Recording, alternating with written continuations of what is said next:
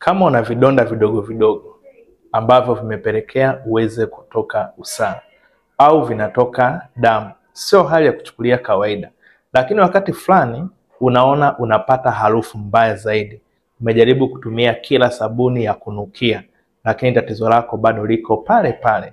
Hiyo inakuonyesha kwamba sabuni sio dawa ya kutibia changamoto ya maotea au vinyamanyama au vidonda ambavyo umevipata.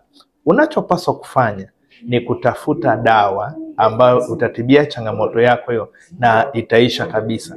By the way, kwa muda mrefu nimekuwa nikiwasaidia watu namna ambavyo wanaweza kutibia changamoto zao na wanapona kabisa. Kama wewe ni mmoja wa watu ambao wanatafuta namna ambavyo wanaweza kutibia changamoto hiyo, chukua namba zangu kwenye bio tuwasiliane ili nikushauri zaidi namna ambavyo unaweza kutibia hiyo changamoto. Lakini kama kuna mtu fulani unadhani kwamba video hii inaweza kuwa msaada kwake, unaweza kushare naye ili apate elimu hii na itamsaidia aweze kujikinga na maambukizi ya changamoto ya HPV. Lakini kama tayari amegundua na changamoto ya maambukizi, basi iwe rahisi anitafute kwa kuchukua namba zangu kwenye bio niweze kumshauri namna ambavyo anaweza kutibia changamoto yake.